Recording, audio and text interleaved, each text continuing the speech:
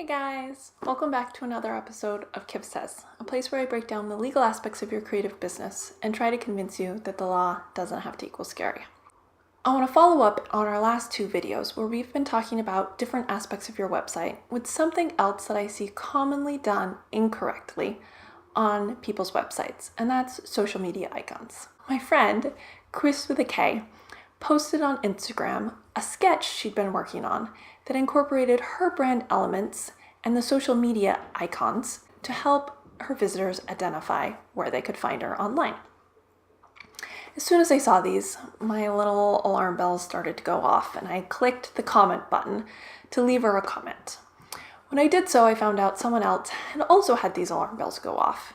And that's because these elements that we identify with these social media networks are trademarked by these companies.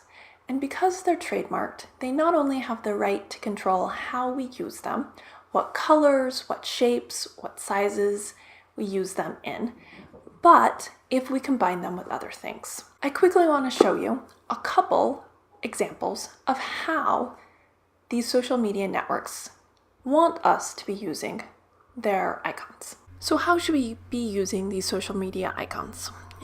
Each of the social media companies have pages on their website that show you how they would like you to use their brand assets and the guidelines that you should follow.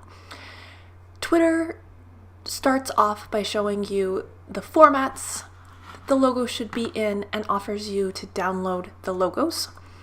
It talks to you about the buffer that should be around the logo and then the do's and the don'ts for using the logo. A little bit farther down, it also tells you how you should use the logo when you're promoting your own profiles on Twitter. Facebook does a similar thing. Shows you the Facebook logo, tells you that you need to maintain proportions and have a buffer, and shows you that it's incorrect to do any of these things, which basically is recreating the logo so that it's not exactly like their logo. And they also do have an area available where you can download the Facebook logo. Again, Instagram also has a brand assets page that tells you the do's and the don'ts in general, as well as for both the camera icon and their Instagram logo itself. One thing I really liked when I looked at the Pinterest brand guidelines was not only do they tell you the do's and the don'ts, but if you go down a little bit, it tells you how to incorporate the Pinterest logo in promotions and marketing and the do's and the don'ts there when you're going to do it. And then at the very bottom of the page, it shows you how to incorporate it if you want it on your merchandising. So as you can see, a lot of us, including myself, are improperly using these brand assets and these logos on our social media profiles.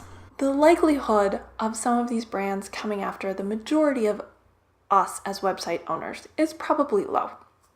However, the people more likely to get in trouble are those of you who are creating these social media icons. Maybe you've created some digital downloads where people can download these from your Etsy store or the like and install them on their website. And those of you who are doing those, I would suggest that you look at these brand guidelines and find out if your icons are in compliance. I hope this helps you figure out how maybe you can make your social media icons a little bit better on your website. I know that these legal to-dos can be overwhelming and frustrating, and that's why I've designed a 30-day challenge that will help you tackle all of these legal tasks. I've broken it down into 22 simple tasks that you can do, most of them within less than 30 minutes. If this sounds interesting to you, click through using the link below to find out more about this challenge. Thanks so much for tuning in, and I'll see you next time.